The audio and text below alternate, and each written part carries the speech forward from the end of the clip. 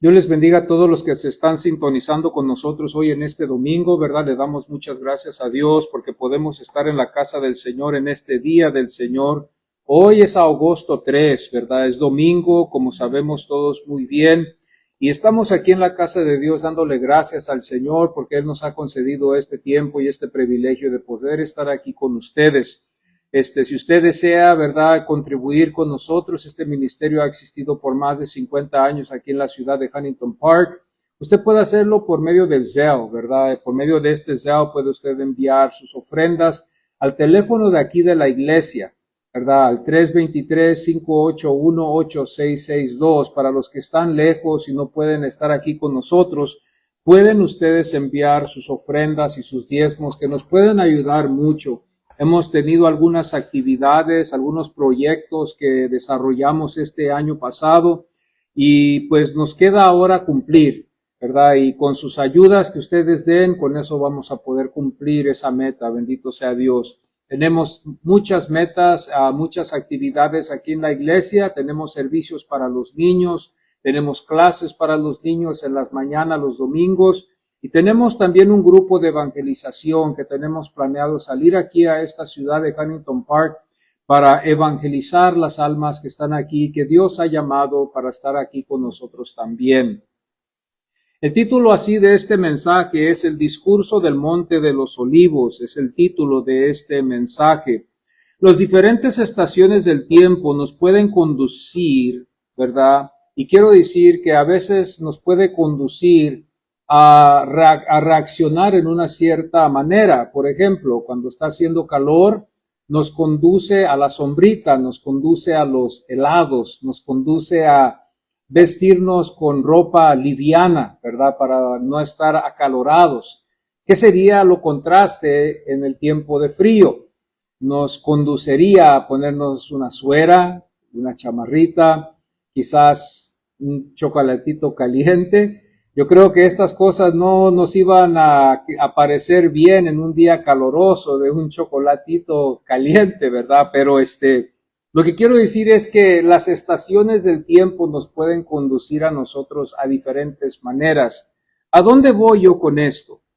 Voy en el sentido de que cuando hablamos nosotros, hoy vamos a estar aquí en el capítulo 24 de Mateo, nos va a llevar la Biblia a conducirnos en una cierta forma muy diferente a la del mundo. Al mismo tiempo nos va a estar advirtiendo y preparándonos a nosotros la iglesia. Y parece que no, pero descuidamos nosotros de que Dios nos tiene mucha misericordia y mucho amor porque nos advierte antemano en lo que ha de venir después. Así vamos a nosotros en esta mañana a ir a Mateo, al capítulo 24, y vamos a leer aquí en el verso 42 hasta el 44. Vamos a ir a Mateo, les voy a pedir que si nos podemos poner en pie, y vamos a ir al capítulo 24, y vamos a ir al verso 42 y al 44.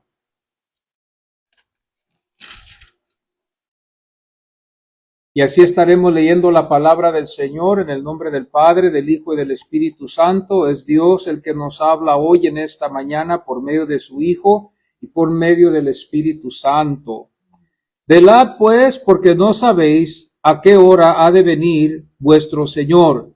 Pero sabed esto, que si el padre de familia supiese a qué hora el ladrón habría de venir, velaría y no dejaría minar su casa.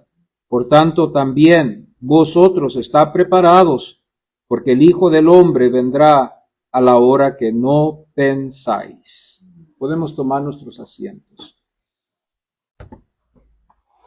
Las diferentes estaciones del tiempo nos pueden conducir a nosotros a reaccionar diferente.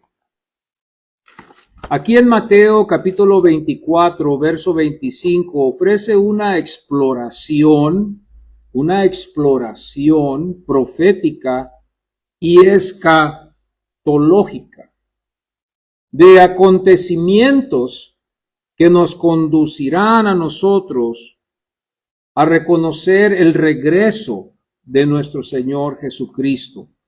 Este capítulo revela la realidad de las pruebas que vamos a pasar, las tribulaciones y engaños, y a la vez que nos animará o nos anima a los creyentes a perseverar, a permanecer vigilantes y preparados para el regreso de Cristo.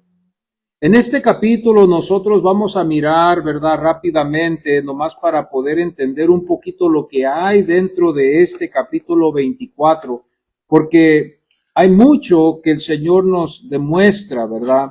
Primeramente, el templo es el que conduce a lo que vamos a ir. El templo fue el tema. La semana pasada estuvimos en Daniel, nos dimos cuenta nosotros lo que Dios le había revelado al profeta Daniel. Ustedes estuvieron aquí esa mañana y estuvimos mirando todo lo que Dios había demostrado a Daniel de lo que había acontecido. Y cuando nosotros miramos y estudiamos Daniel, nos podemos dar cuenta nosotros aquí en este capítulo 24, como el 25, que le da mucha claridad, El templo era el tema en el principio. Miramos nosotros que en el verso 1 y en el verso 2 está la profecía de la destrucción de este gran templo en Jerusalén. El verso 2 de este capítulo 24 dice: respondiendo él les dijo, ¿veis todo esto? De cierto os digo que no quedará aquí piedra sobre piedra que no sea derribada. Nosotros vemos bien en la historia, ¿verdad?, que este templo fue destruido después de la muerte de Jesucristo. Unos muchos años después fue destruido ese templo para confirmar lo que Dios le había revelado a Daniel, y también Cristo al mismo tiempo puedo usar esa palabra, retacha otra vez esa profecía para recordarle a sus discípulos que él amaba, de que este día se aproximaba pronto y de que ese templo maravilloso que ellos habían enfocado en edificar, el Señor lo iba a destruir. Nos damos cuenta de esto en el verso 1 al verso 2, y el verso 2 nos demuestra aquí lo que va a suceder. Es donde Dios va a desmantelar este templo por medio del ejército de Roma para confirmar lo que va a venir después. Luego miramos nosotros en el verso 3 al 14 las señales del final del tiempo. Miramos nosotros que en el verso 5, si usted tiene su Biblia abierta, podemos mirar que el Señor dice, porque vendrán muchos en mi nombre diciendo yo soy el Cristo, y a muchos engañarán. Esto es algo que está aconteciendo hoy en estos días todavía. Aconteció en el tiempo después de que el Señor había muerto. Muchos falsos cristos se levantaron en el tiempo después de que Cristo había resucitado y ascendido al cielo. Después que la iglesia estuvo, nos miramos nosotros en la Biblia, en el libro de los Hechos, como también en las epístolas de Juan, que miramos que hubo muchos que se levantaron en contra y que fueron falsos maestros, falsos profetas. Y es una advertencia que es válida hoy también, mis amados hermanos, que tenemos que tener nosotros muchísimo cuidado y estar atentos a lo que estamos escuchando. El verso 5 nos demuestra, y el Señor en su bondad y en su misericordia nos advierte. ¿Para qué? Para que no seamos engañados. Porque si Cristo no nos hubiera advertido, hermanos, fuéramos vulnerables a dejarnos llevar por cualquier predicador, por cualquier maestro que se ponga en pie, ¿verdad?, y creerle. Pero ahora el Señor nos dice, tengan cuidado. No se dejen llevar nomás por cualquiera que se pone detrás de un púlpito. Tenemos que nosotros verificar estas cosas y confiar de que están en la Biblia primeramente, ¿verdad? Y podemos después confiar de que es verdad. Entonces habría señales del fin. Estos señales nos ayudarían a nosotros también al mismo tiempo a no espantarnos cuando acontecieran. Cuando miramos el aumento de la falsedad que está aconteciendo en estos tiempos, aún en los que estamos viviendo, cuando escuchamos nosotros de tragedias que están aconteciendo en el mundo en diferentes lugares, no es para que la iglesia se atemorice, no es para que la iglesia se preocupe de estas cosas, sino que son solamente señales de lo que nuestro Señor nos advierte que iban a acontecer antes de su venida. Entonces, en vez de causar espanto, temor, preocupación, nos debe de causar gozo y alegría. ¿Por qué? Porque nuestra redención se está acercando cada día más. Bendito sea Dios. Miramos nosotros otra cosa, miramos en el verso 15 al 28 la llamada abominación desoladora. Miramos nosotros esto que empieza, que va a acontecer en este verso 15 de aquí del capítulo 24. Nos damos cuenta donde dice también, porque se levantarán falsos cristos, falsos profetas, y harán grandes señales y prodigios de tal manera que engañarán, si fuera posible, aún a los escogidos. Nos damos cuenta nosotros aquí en esto. En el verso 15 dice, por tanto, cuando veéis en el lugar santo la abominación desoladora de aquel que habló el profeta Daniel, el que lea entienda.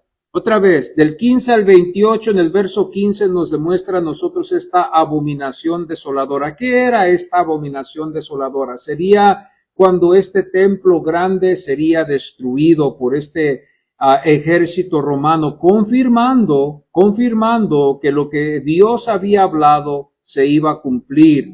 Y entonces aquí miramos nosotros que el Señor prepara a esa generación, no los deja a ellos para que sean víctimas de lo que iba a acontecer, sino los alerta.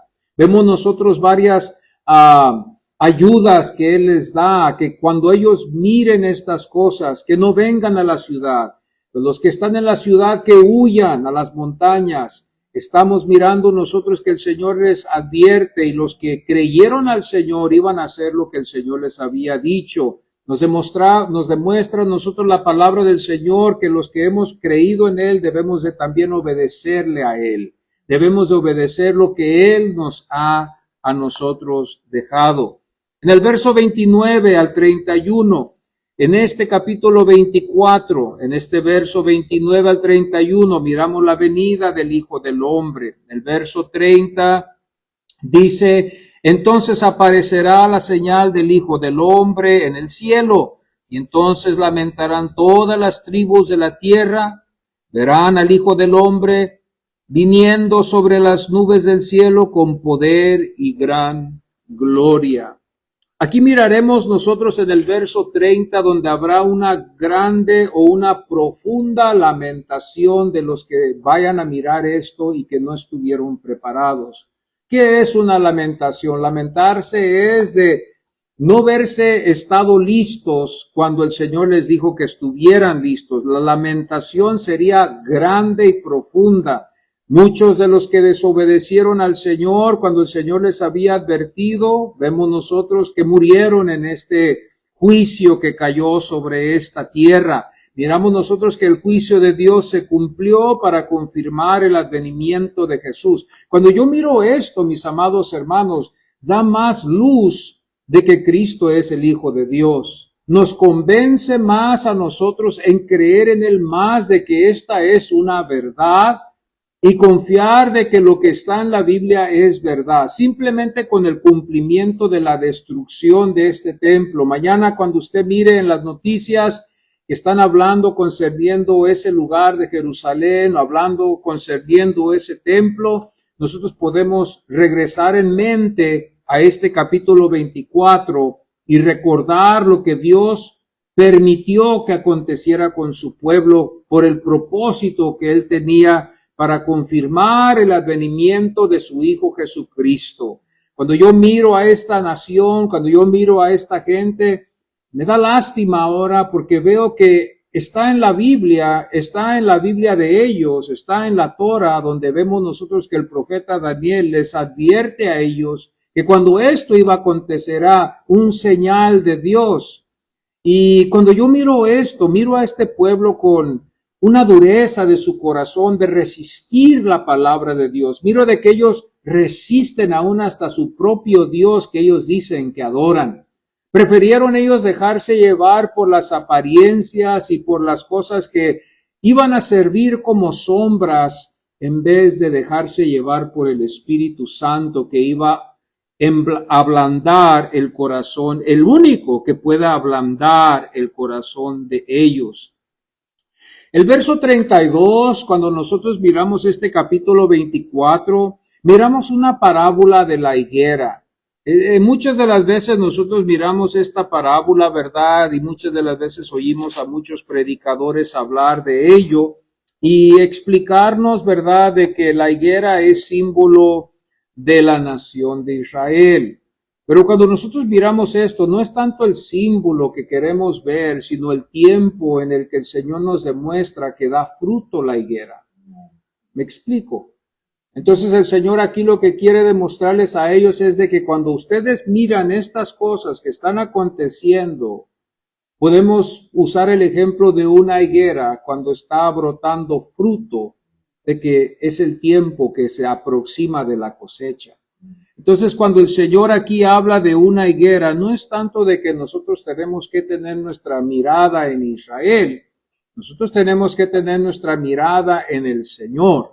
La iglesia nunca debe de tener su mirada en esa nación. Hay muchos predicadores que se han levantado a hablar así y decir, vamos a mirar lo que está aconteciendo allá en Sion, allá en Jerusalén, porque es el reloj que tenemos nosotros para saber cuándo Cristo viene. Bueno, ese reloj ya se cumplió todo lo que se tuvo que cumplir. Estamos solamente cerca. Y nos lleva a nosotros ¿a qué? Cuando nosotros miramos en nuestro hogar el árbol de limón y miramos los limones que ya están para brotar y que está creciendo, miramos nosotros y sabemos bien que ya se está acercando el ¿qué? El invierno. Para nosotros en nuestro hogar tenemos este árbol de limón.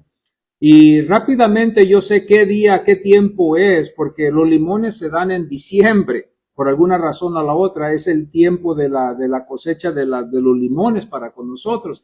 Entonces cuando yo miro los limoncitos ya crecer, yo sé que es ya octubre o septiembre, porque ya para diciembre o ya va a fines de noviembre, yo ya sé, ¿verdad?, que va a estar dando limones. Entonces ese arbolito ya me está hablando de qué día o qué tiempo estamos nosotros.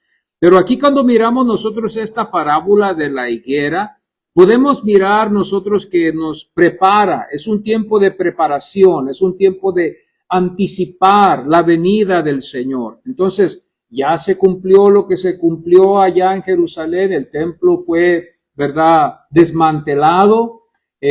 Ahorita las cosas que ya pasaron ya en Israel, ya nomás nos demuestra a nosotros que lo único que nos queda a nosotros es esperar la segunda venida del Señor. Es lo que queda solamente ya para que la iglesia experimente este advenimiento del Señor. Tenemos que estar, ¿qué?, preparados y anticipando la venida del Señor.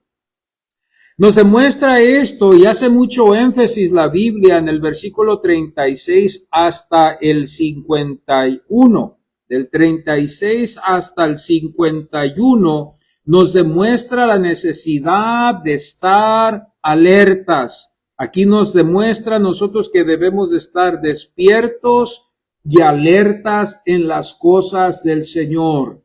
Yo le digo siempre al Señor, el anhelo de todos nosotros es de que, Señor, si tú vienes, ven un domingo. No vayas a venir un día donde no estoy preparado. No vayas a venir un día donde no quise. No vayas a venir en un día que no pude cumplir. No vayas a venir un día donde vaya yo a fallar. Ven un día donde yo voy a cumplir. Un domingo, para los que cumplimos el domingo, sería el mejor día, ¿verdad? Porque de otro día no sé yo, no puedo yo garantizar mucho, al menos de que estemos, ¿qué?, preparados y listos. Pero el mejor día que queremos que el Señor venga, que yo pienso que el Señor no va a hacerlo, pero si viene, ¿verdad?, va a ser el domingo en la mañana, el domingo al mediodía, el domingo cuando apenas estamos entrando en la alabanza, ya cuando estamos terminando nuestra oración y confesando nuestros pecados delante de Dios y buscando su perdón y su misericordia. Es cuando queremos que ya venga el Señor. Pero el Señor aquí nos demuestra del verso 36 al 51 de que la iglesia debe de estar despertada, debe de estar lista, debe de estar, hermanos, en oración. Hay varios libros, ¿verdad?, en la Biblia, y quiero que usted, ¿verdad?, vayamos allí, si podemos, que van en conexión con este capítulo 24. Cuando miramos nosotros Segunda de Tesalonicenses, miramos que el apóstol Pablo nos ayuda a nosotros poder mirar este día. Y quiero leerlo, ¿verdad?, para que nosotros podamos mirar esto. Y les voy a dar varias escrituras para que ustedes se las lleven a sus casas y puedan compararlo con este capítulo 24, como también el 25. Segunda de Tesalonicenses 1 al 12, la Biblia nos demuestra y dice: pero con respecto a la venida de nuestro Señor Jesucristo y nuestra reunión con Él, os rogamos, hermanos, que no os dejéis mover fácilmente de vuestro modo de pensar, ni os conturbéis, ni por espíritu, ni por palabra, ni por carta, como si fuera nuestra, en el sentido de que el día del Señor está cerca. Nadie os engañe, aquí habla Pablo, nadie os engañe en ninguna manera, porque no vendrá sino que antes que venga la apostasía, que ya está, y se manifieste el hijo del pecado, el hijo de perdición, el cual se opone y se levanta contra todo lo que se llama Dios o es objeto de culto, tanto que se sienta en el templo de Dios como Dios, haciéndose pensar por Dios. ¿No os acordáis de que cuando yo estaba todavía con vosotros, os decía esto? Y podemos leer aquí en Segunda de Tesalonicenses capítulo 2, verso 1 al 12, como también podemos leer también en Apocalipsis 6, verso 1 al 17, y vamos a ir a ver lo que la Biblia nos enseña también en Apocalipsis. No vamos a poder leer todo el capítulo completo porque estaríamos aquí todo el día, pero vamos a leer algunas porciones de aquí para nomás confirmar y darle más forma a lo que estamos viendo ahorita. Y dice el verso 1 del capítulo 6 de Apocalipsis: vi cuando el Cordero abrió uno de los sellos y oí a uno de los 4 seres vivientes decir con voz de trueno: ven y mira. Miré, y he aquí un caballo blanco, y el que lo montaba tenía un arco, y le fue dado una corona, y salió venciendo y para vencer. Y cuando abrió el segundo sello, oí al segundo ser viviente que decía: ven y mira. Y salió otro caballo bermejo, y al que lo montaba fue dado poder de quitar de la tierra la paz, y que se matase unos a otros, y se le dio una gran espada. Miramos nosotros otra vez el acontecimiento, el inicio de los sellos que van a ser abiertos, que miramos aquí los jinetes que se demuestran. Miramos también en Daniel. Vamos también a Daniel capítulo 9, verso 24, también nos demuestra, confirmando aquí en el capítulo 24 de Mateo. Daniel capítulo 9, verso 24. Aquí estuvimos la semana pasada, pero queremos leerlo nomás para mirar lo que la Biblia nos enseña. Y otra vez la Biblia nos demuestra: 70 semanas están determinadas sobre tu pueblo y sobre tu santa ciudad para terminar la prevaricación y poner fin al pecado, o sea, expiar la iniquidad, para traer la justicia perdurable y sellar la visión y la profecía y ungir al santo de los santos.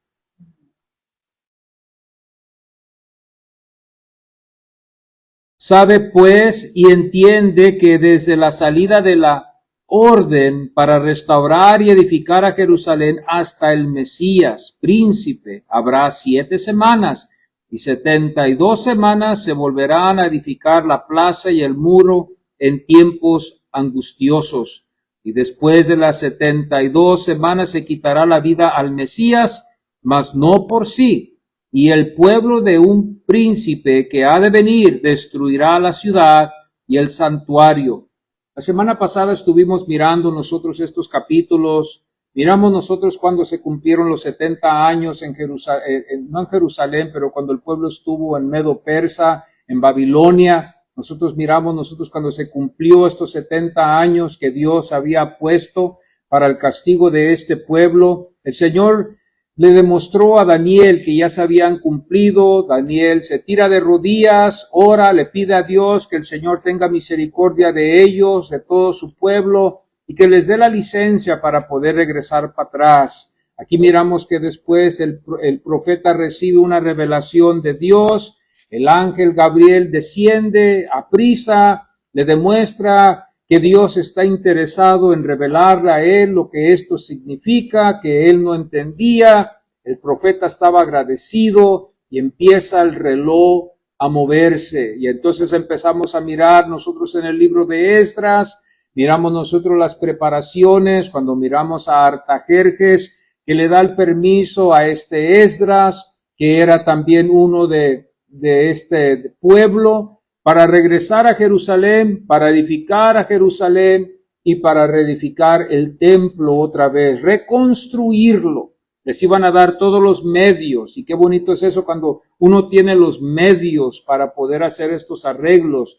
Pudo él regresar no con los bolsillos vacíos, sino llenos para poder suplir para todas las necesidades que se iban a necesitar para la reconstrucción del templo, como también del muro.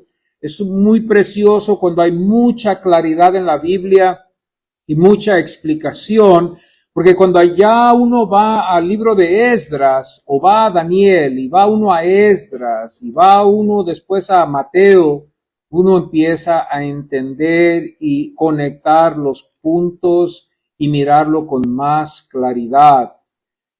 Al contraste de que no sabemos, es un libro profético, solo Dios sabe, Dios dirá, y estamos en un sentido donde estamos como en las tinieblas, vamos a decirlo así, porque no podemos mirarlo claro. Es bonito cuando uno puede leer en la luz, ¿verdad? Yo cuando estoy en mi oficina me gusta tener una luz para poder leer, luz. La luz es muy importante. Cuando un foco se funde, créame, lo que me afecta a poder estudiar y leer la palabra de Dios, y más cuando las letras están muy pequeñas. Pero qué bonito es cuando uno puede mirar las cosas a la luz, y puede mirar uno a la luz con la ayuda del Espíritu Santo estas verdades bíblicas. Otra vez miramos nosotros que también en Primera de Tesalonicenses, amados hermanos, otra cita también que va en conexión con el capítulo 24, ya cuando nosotros miramos esto le da más cuerpo, más el contexto es más claro.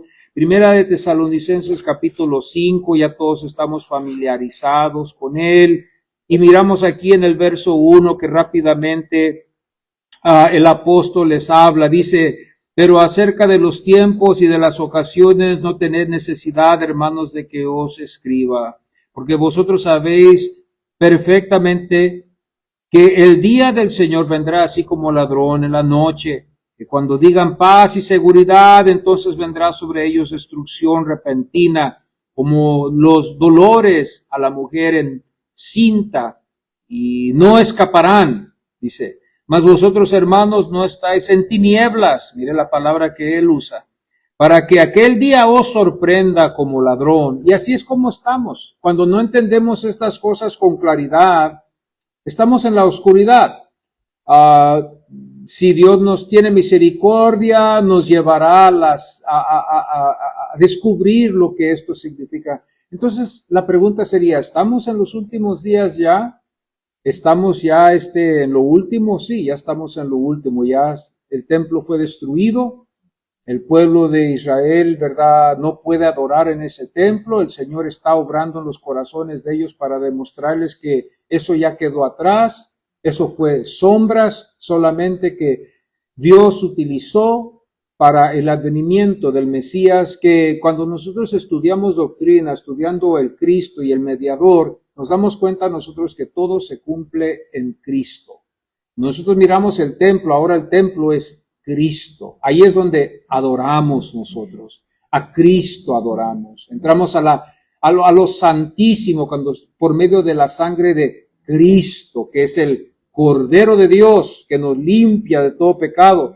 En ese tiempo se tenían que usar solamente sombras, usaban corderos. ¿Cuántos corderos no murieron? ¿Cuántos sumos sacerdotes no hubo en la línea, en la lista, que no fueron perfectos, que no podían ellos redimir al pueblo con su propia sangre? Tenía que ser sangre ajena, de un cordero, de un cabrito. Pero ahora nos damos cuenta que Cristo Jesús es nuestro sumo sacerdote y con su propia sangre nos ha comprado y redimido a todos nosotros los escogidos del Señor.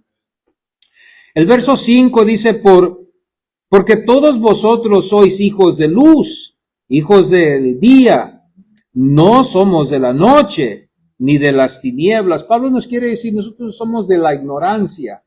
Nosotros no pertenecemos a ese grupo de ignorantes, de ignorancia, de que están en un letargo. Nosotros somos de la luz, casi normalmente todos los que sabemos que es día de trabajar, es día de hacer arreglos, llevar a los niños a la escuela, o sea, estamos activos. Es lo que quiere decir el apóstol Pablo. Nosotros somos un pueblo de la luz, somos un pueblo activo.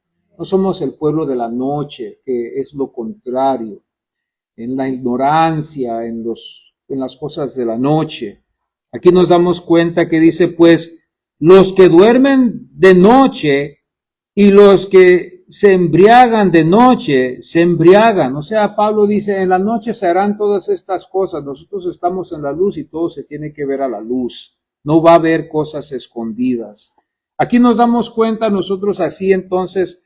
Segunda de Tesalonicenses 2, verso 1 al 12, Apocalipsis capítulo 6, verso 1 al 17, Daniel 9, verso 24 al 27, Primera de Tesalonicenses 5, 1 al 11. Estos son puntos de que podemos nosotros aprender, ¿verdad? Para mantenernos informados de lo que es. Una de las cosas que nosotros podemos hacer, mis amados hermanos, para ayuda práctica es pedirle a Dios que nos fortalezca nuestra fe.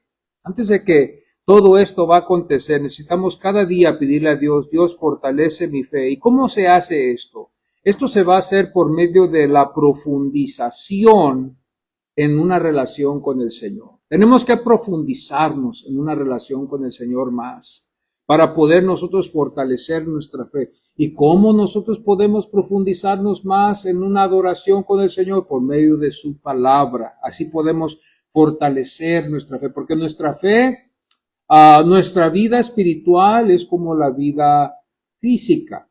En lo físico nosotros tenemos cada día que alimentarnos, así también en lo espiritual. Todos los días tenemos que alimentarnos con la palabra de Dios. ¿Para qué? Para fortalecer nuestra fe.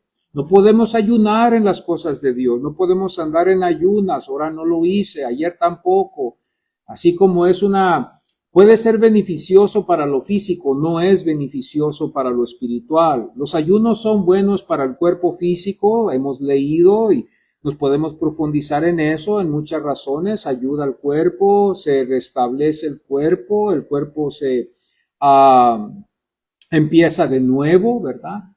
Y es muy bueno el ayuno físico, pero no el ayuno espiritual. No es bueno de que nosotros nos alejemos de la palabra del Señor para tratar de purificarnos, no, al contrario, nosotros nos alimentamos de la palabra de Dios, que nuestra mente tenga la palabra de Dios y más en estos tiempos en los cuales vivimos. Nosotros debemos de vivir con urgencia. Nosotros debemos de vivir con urgencia. ¿Por qué? Porque debemos de saber que el tiempo es corto y el regreso de Cristo es eminente. Debemos de vivir en urgencia porque debemos de entender que que el tiempo es corto y que el regreso de Cristo es eminente. Entonces tenemos que mirar estas cosas y cultivarlo, como también debemos de aprender a cultivar la vigilancia. Usted sabe lo que estoy hablando cuando estamos hablando de cultivar vigilancia y parece que a veces le podemos pegar a esto, como ahorita, por ejemplo, estamos cultivando una cierta vigilancia, estamos en la casa de Dios, leemos la Biblia, estamos, como decir, preparándonos por en caso de que el Señor venga hoy en este día, estamos cultivando, estamos practicando una vigilancia. Ahora, si podemos llevar esto a nuestros hogares y cultivar una vigilancia, nos ayudaría mucho a todos. ¿Y cómo digo yo esto? Bueno, tener tiempos de Biblia, orar con la familia. Este es el cristianismo. Orar juntos, leer la Biblia juntos, cultivando 1 hora, 2 horas, ¿verdad? De vigilancia, de intercesión. Por ejemplo, el miércoles es el día que venimos nosotros a orar. Es un buen tiempo de cultivar vigilancia, ¿verdad? De esforzarnos a vigilar, de ponerlo ya en práctica, porque si no estamos practicando la vigilancia, que Dios tenga misericordia de nosotros, porque quizás nos va a hallar a nosotros y no vamos a estar preparados. Entonces tenemos que nosotros cultivar una vigilancia. Yo cuando miro testimonios como por ejemplo, y no lo quiero usar así, pero lo voy a tener que usar porque yo lo miro, ¿verdad? Y es para la gloria del Señor. Cuando yo miro a mi madre, ¿verdad? Ella que está con nosotros hoy en este día, ella todos los días es algo que ella cultiva de las 4 hasta las 7, leyendo la Biblia, cantando himnos, viendo programas de predicaciones. Ella está vigilando, esa es una vigilación. Y eso es lo que nosotros debemos de practicar. Al contrario de que no estoy orando, no estoy cantando himnos todos los días. Esa es una práctica de vigilancia, hermanos. Y quizás para algunos vamos a decir, pues vamos a entrar en una religiosidad. Bueno, ese es un engaño que el diablo nos pone en nuestras mentes, pero no es cierto. Tenemos que practicar la vigilancia porque el Señor viene pronto y queremos que nos halle así. ¿Qué? Preparados. El Señor no quiere hallar a una iglesia que no está preparada, y Dios me ayuda a mí y nos ayuda a todos, amén. Porque después de este domingo ya quedamos todos, queda todo claro, no voy a decir advertidos, no es una amenaza, pero queda ya todo claro de que debemos de practicar una vigilancia, una práctica de siempre reunirnos en oración, orar por nuestras peticiones, un tiempo de cantar himnos, porque somos el pueblo de Dios, ¿verdad? Que se oigan cantos que se cantan en nuestras casas, que se oiga más que la tele, ¿verdad? O las películas en la tele. El diablo es muy astuto y en estos tiempos él usa esas estrategias para que nosotros escapemos las tribulaciones y las pruebas por medio de un buen cine, ¿verdad? Así nos quiere engañar él. No es pecado, está bien. En vez de quizás cantar unos himnos, cantar 2 himnos, hacer oraciones. Y a veces nos hacemos la pregunta, ¿por qué mis hijos están así? ¿O por qué mis hijos se desviaron? Es porque no hicimos lo que deberíamos de haber hecho, hermanos. Si practicamos lo que está aquí, nuestros hijos van a seguir en el camino como nosotros, y lo más precioso va a ser que vamos a ver el fruto, porque ellos van a seguir lo mismo que nosotros hacemos. Un ejemplo que también puedo utilizar esto, y otra vez de la familia pastoral, es a los hermanos Pacheco. Los hermanos Pacheco, si queremos nosotros tener una familia, que nuestros hijos sirvan, que están aquí en la iglesia, eso requiere que nosotros tengamos tiempos en nuestros hogares de reuniones familiares. Ellos siempre tienen reuniones familiares, si es en la mesa, si es antes de dormir, como ellos lo hagan, yo no sé, yo no vivo con ellos, pero yo los he visto en algunos de los tiempos en el pasado. Pero reunirse la familia, orar, cantar, hacer preguntas, ¿cómo te va el día? Si hay una cosa que yo admiro de mi hermano Pacheco, ¿verdad? Él, es de que él hace en interrogaciones con sus hijos, les hace preguntas cómo ellos van, y luego él les habla y los dirige. Él siempre está preocupado de que sus hijos siempre estén en el camino, y muchas de las veces hay padres que nunca hacen eso. No hay tiempo para eso porque estoy muy en el trabajo, estoy muy ocupado, hay otras cosas mejores, hay otras cosas que podemos hacer, y nuestras familias se pierden, se desvían. Soy pastor y todos mis hijos se perdieron porque cuidé la grey que Dios me dejó, pero descuidé a todos mis hijos. Y por eso en el pasado mirábamos pastores pobres, ¿verdad? Que sufrían, sus hijos estaban perdidos en las cárceles porque se habían descuidado, y tenemos que como padres mirar los ejemplos que nos dejan. Esta familia, los hermanos Pacheco, es un ejemplo que nos puede ayudar a todos los que tenemos una familia pequeña. Les los dirijo allí a que miren el ejemplo. ¿Cómo lo hacen ellos? Pues yo les voy a decir, es que ellos tenían muchas reuniones todos los días, orando, cantando un himno y leyendo la Biblia, explicándoles a ellos que este es parte del cristianismo. Y a veces hay preguntas, usted empieza a establecer mucha confianza con ellos, porque cuando hay mucha confianza con el padre y el hijo, o la hija y la madre, va a haber ¿qué? Mucha comunión, va a haber mucha confesión, va a haber algo que también vamos a poder ayudar, pero cuando no lo hay, pues es diferente. Pero esta es una de las cosas que podemos mirar nosotros aquí: fortalecer nuestra fe, vivir con urgencia y cultivar la vigilancia en nuestros hogares. Y tenemos que hacer una decisión, hermanos. Si vamos a servirle al Señor, tenemos que hacer una decisión. Es una pérdida de tiempo y no va a tener mucho efecto en nuestras vidas. No vamos a poder hacer un efecto muy fuerte en nuestros hogares si hacemos lo contrario. Tenemos que hacer lo que la Biblia nos receta y los ejemplos que nos deja la Biblia para hacer. La vida de oración, estar alerta espiritualmente, siempre listo para el regreso de Cristo. Y esto es como el Señor quiere hallar a su iglesia, en oración, alertas y listos para su venida. Y hacemos la pregunta, como el himno que cantamos aquí los domingos: ¿hasta cuándo, Señor, vendrás? ¿Hasta cuándo? ¿Por qué?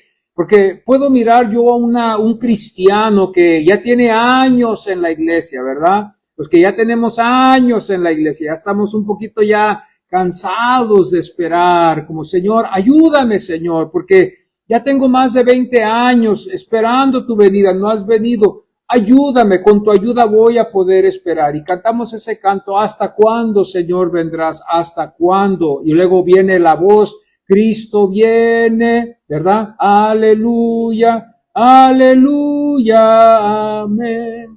Aleluya, amén. Viene la voz, la divina esperanza, viene el gozo de que decir: no te canses, yo vengo pronto. Pídeme fuerzas, pídeme fe, dice el Señor, yo te voy a dar la fe, yo te voy a dar las fuerzas. Ven a mí, dice el Señor, los que estén, ¿qué? Cansados y trabajados, y yo los haré descansar. Al final miramos esto que Jesús, hermanos, ya para terminar, Jesús es la figura central de Mateo 24. Es interesante mirar que su nombre en el griego es Jesús, que se derriba el nombre en el hebreo Yoshua, que también significa Yahweh es salvación. Yahweh es salvación. Ese es el nombre de Dios, Yahweh. Ese es su nombre. Cuando nosotros llamamos Yahweh, es su nombre. Y se ha dicho, ¿verdad?, que no tanto significa un nombre, sino más bien simboliza el respiro, el aliento que tenemos nosotros. Porque cuando nosotros respiramos, si usted ahorita respire, inhale, exhale. ¿Cómo dicen? Exhale. ¿Cómo? Ajá, hagámoslo todos y escuchemos qué sale. Hay algo que sale. Hágalo otra vez. Otra vez. Yahweh. Ahí está la vida, Dios que está con nosotros. Vamos a ponernos en pie en el nombre del Señor.